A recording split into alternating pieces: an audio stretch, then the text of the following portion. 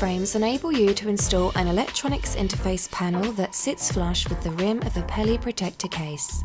A panel frame kit will typically include the panel frame itself, brass inserts, mounting screws, and an O-ring seal.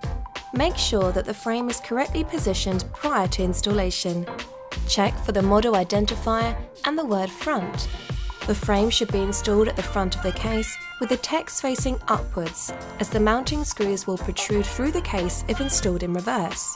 To install the brass inserts, place the frame with the model identifier facing down. Place the non-shoulder, small end of the insert into the hole, and push in with a Phillips screwdriver until fully seated on the shoulder.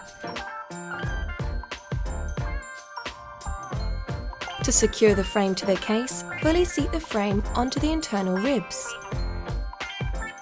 Next, insert a mounting screw into the hole and press firmly as you turn the screwdriver to start self-tapping. Continue to turn until fully seated or use a 90-degree drill motor. Install the O-ring into the channel between the frame and the case.